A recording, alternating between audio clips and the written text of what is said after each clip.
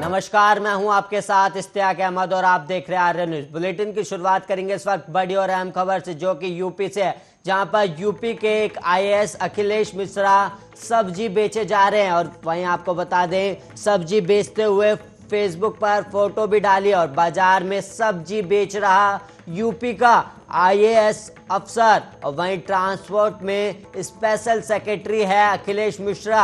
और वहीं आपको बता दें, अखिलेश मिश्रा आजकल साइड पोस्टिंग पर चल रहे हैं। इस वक्त की बड़ी और अहम खबर जो कि यूपी से आ रही है, जहां पर यूपी का एक आईएएस अफसर सब्जी बेचते हुए नजर आ रहा है। उसने अपनी फेसबुक पोस्ट पर यह फोटो अपलोड करी है। इस वक्त की बड़ी और अहम खबर, जहां पर यूपी के एक आईएएस अखिलेश मिश्रा सब्जी बेचते हुए नजर आ रहे हैं। और वहीं आपको बता दें, फेसबुक पोस्ट में सब्जी बेचते फोटो डाली है। इस वक्त की बड़ी और अहम खबर, जहां पर बाजार में सब्जी बेच रहा यूपी का आईएएस अफसर।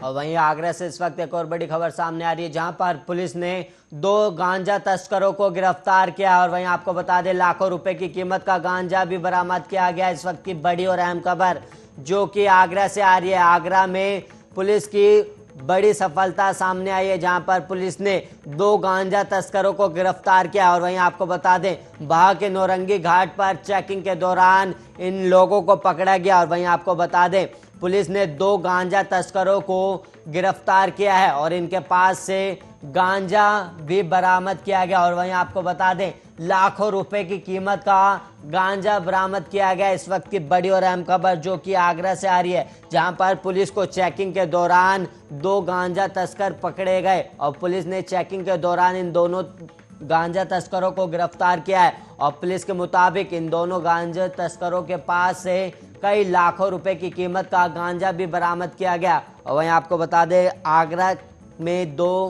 आगरा पुलिस को बड़ी कामयाबी मिली है, जहां पर आगरा पुलिस ने चेकिंग के दौरान 2 गांजा तस्करों को गिरफ्तार किया और इनके पास से लाखों रुपए की कीमत में गांजा भी बरामद किया गया। और वहीं आपको बता दें, लाखों रुपए की कीमत के साथ इन 2 गांजे तस्करों को गिरफ्तार किया गया। और पुलिस चेकिंग के दौरान ये गांजा तस्कर गिरफ्तार हुए। बाह के नौरंगी घाट पर पुलिस चेकिंग कर रही थी। इसी दौरान पुलिस ने इन 2 गांजा तस्करों को गिरफ्तार किया है।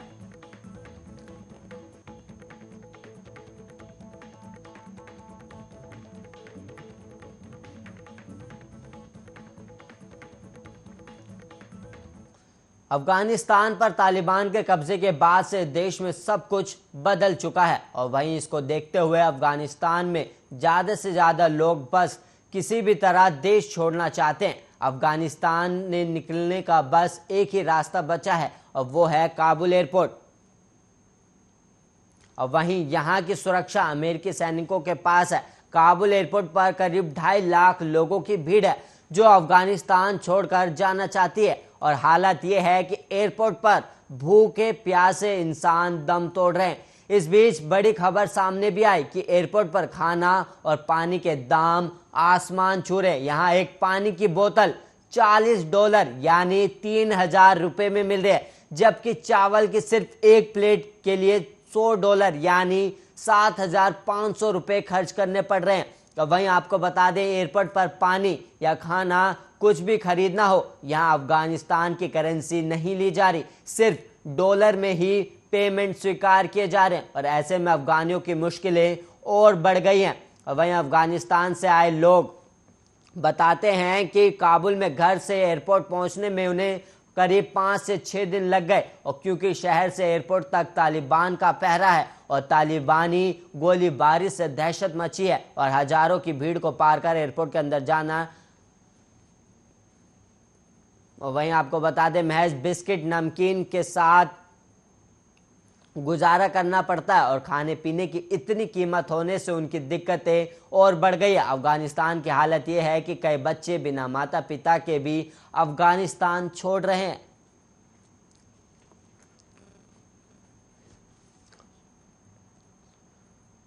पश्चिम बंगाल में सत्ताधारी तृणमूल कांग्रेस की ओर से विधानसभा चुनाव के बाद जो हिंसा हुई और वहीं उपचुनाव कराए जाने की मांग और तेज हो गई। और आज मुख्यमंत्री ममता बनर्जी की पार्टी टीएमसी के 5 सांसदों का एक प्रतिनिधिमंडल चुनाव आयोग से मिलेगा। और वहीं टीएमसी की मांग है कि पश्चिम बंगाल की विधानसभा की खाली हुई सीटों पर जल्द चुनाव कराए जाएंगे। दरअसल 5 नवंबर तक ममता बनर्जी और उनकी सरकार के वित्त मंत्री को विधानसभा का सदस्य बनना होगा, वरना उन्हें पद छोड़ना होगा। मई में आए चुनावी नतीजे में ममता बनर्जी का बीजेपी के उम्मीदवार शुभेंदु अधिकारी के हाथों हार का सामना करना पड़ा था।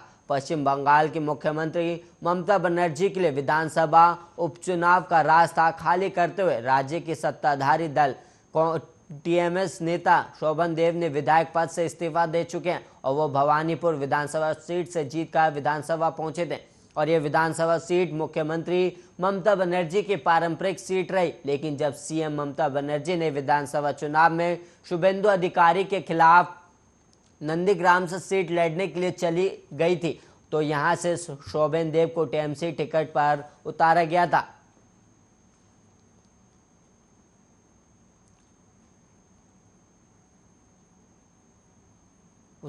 उत्तराखंड में मंगलवार और बुधवार को कहर बरपाने के बाद अभी मौसम नरम रुख अपनाने के मूड में नहीं है। उत्तराखंड में मैदान से लेकर पहाड़ तक अगले 24 घंटे में ज्यादातर इलाकों में भारी बारिश के आसार हैं और वहीं भारी बारिश को देखते हुए ऑरेंज अलर्ट भी जारी कर दिया गया। आज राजधानी देहरादून में बादल छाए रहे। बद्रीनाथ हाईवे शिव मूर्ति में मलबा आने से फिर से बाधित हो गया और यहाँ लगातार पहाड़ी से पत्थर गिर रहे हैं।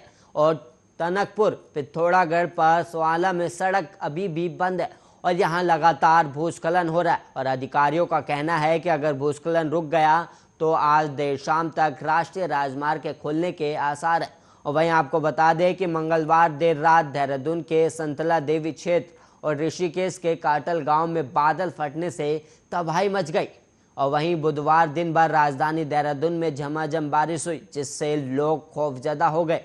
और हरिद्वार और ऋषिकेश में गंगा सहित सहायक नदियों का जल स्तर भी बढ़ गया था।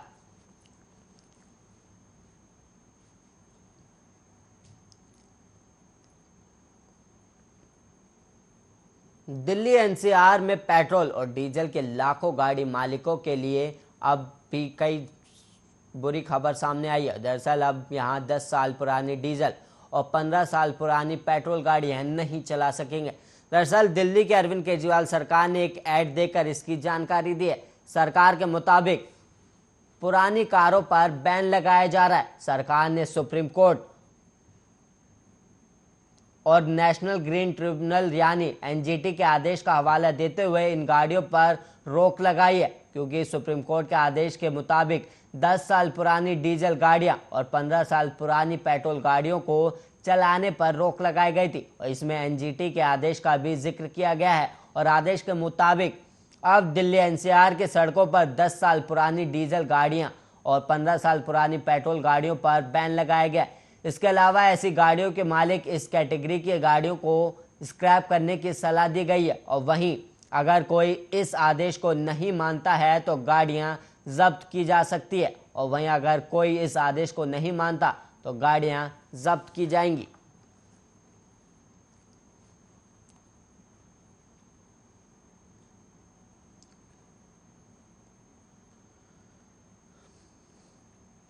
देश में अभी भी बड़ी संख्या में जानलेवा कोरोना वायरस के नए मामले सामने आ रहे हैं। और वहीं पिछले 24 घंटे में देश में कोरोना के 46,164 नए मामले सामने आए और वहीं 660 लोगों की मौत हो गई। स्वास्थ्य मंत्रालय की ओर से जारी ताज़ा आंकड़ों के मुताबिक देश में पिछले 24 घंटों में 34,159 लोग ठीक भी हुए, जिसके बाद ठीक होने वाले लोगों की संख्या बढ़कर अब 3,17,88,440 हो गए। और वहीं अब एक्टिव केस बढ़कर 3,33,725 रह गए। आंकड़ों के मुताबिक देश में कोरोना के अब तक 3,25,58,530 केस सामने आ चुके हैं, जिनमें से अब तक 4,36,365 लोगों की मौत हो चुकी है।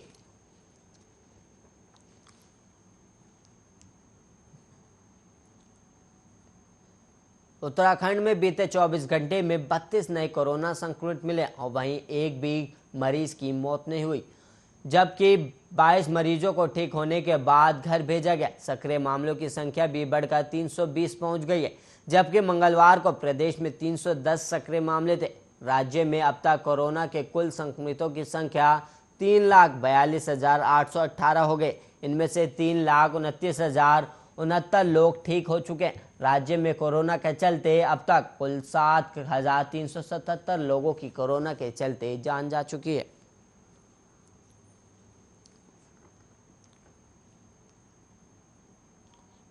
तालिबान के कब्जे के बाद अफगानिस्तान में हर दिन के साथ अमेरिका सहित कई तमाम देशों की मुश्किलें बढ़ती जा रही हैं। दूसरे देशों के नागरिकों पर खतरा बढ़ता जा रहा है। इसी के मद्देनजर अमेरिका ने अपने नागरिकों के लिए अलर्ट जारी किया है। अमेरिका ने काबुल एयरपोर्ट पर अपने नागरिकों पर खतरे का अंदेशा जताया है और अमेरिका ने काबुल में एयरपोर्ट के गेट के बाहर मौजूद अपने नागरिकों को चेताते हुए कहा कि वो तुरंत ये जगह छोड़ दें। और अमेरिका ने आगे कहा कि यहाँ खतरे का अंदेशा है और अमेरिकी नागरिकों से निर्देशों का पालन करने को भी कहा गया है। और काबुल में अमेरिकी दूतावास ने कहा कि एबे गेट, पूर्वी गेट या उत्तरी गेट पर जो भी अमेरिकी नागरिक मौजूद है वह तुरंत ये जगह खाली कर दे। और दूतावास ने कहा कि काबुल एयरपोर्ट के बाहर मौजूद अमेरिकी नागरिकों को सलाह दी जाती है कि वह एयरपोर्ट की तरफ यात्रा करने से बचे जब तक कि आपसे व्यक्तिगत रूप से अमेरिकी सरकार के प्रतिनिधि द्वारा ऐसा करने को ना कहा जाए और एयरपोर्ट की तरफ ना जाएं।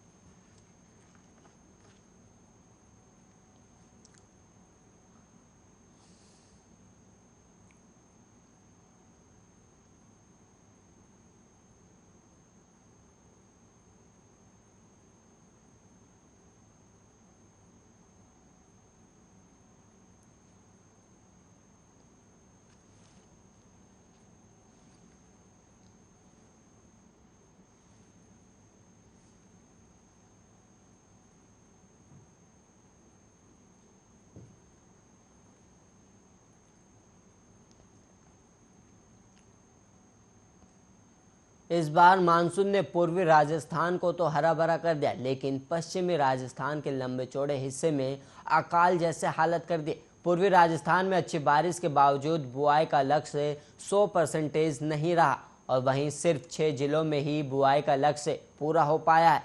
और वहीं 27 जिलों में स्थिति खराब है। जहां अच्छी बुआई हुई है वहां बाढ़ और अत्यधिक बारिश के कारण फसल खराब हुई। इस बार राजस्थान के 33 में से 27 जिलों में बुआई का लक्ष्य भी पूरा नहीं हो पाया। सिर्फ नागौर, अलवर, करौली, बारां, उदयपुर और प्रतापगढ़ में ही बुआई का लक्ष्य पूरा हो पाया।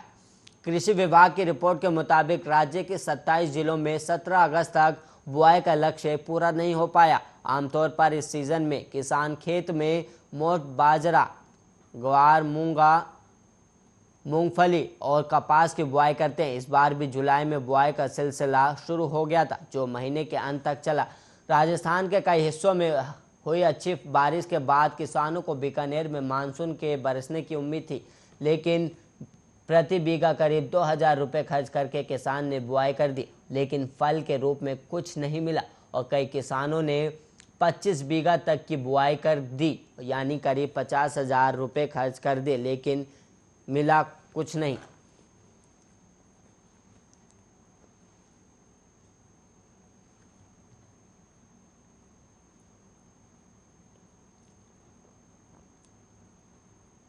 उत्तराखंड में मंगलवार रात और बुधवार को हुई तेज बारिश से ऋषिकेश बद्रीनाथ हाईवे और जगह जगह मलबा आने से बंद हो गया है। पीडब्ल्यूडी एनएच खंड की मशीन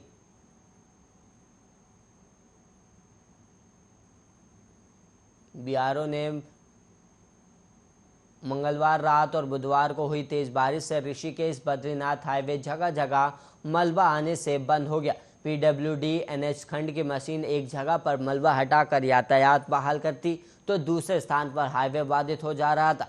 इससे लोग जगह जगह फंस गए। शाम करीब 4:30 बजे हाईवे पर यातायात बहाल हो पाया और मंगलवार रात क्षेत्र में मूसलाधार बारिश हुई, जिससे रात 9 बजे से बद्रीनाथ हाईवे बंद होने का सिलसिला शुरू हो गया। हाईवे शिवमूर्ति, तीनधारा, सोड़पानी और टोटा घाटी के समीप मलबा और बोल्डर गिरने से हाईवे बंद हो गया था। इसके कारण ऋषिकेश पौड़ी और श्रीनगर से चले वाहन वहीं फंस के रह गए। इसके बाद पुलिस ने देवप्रयाग में ही वाहनों को रोक दिया।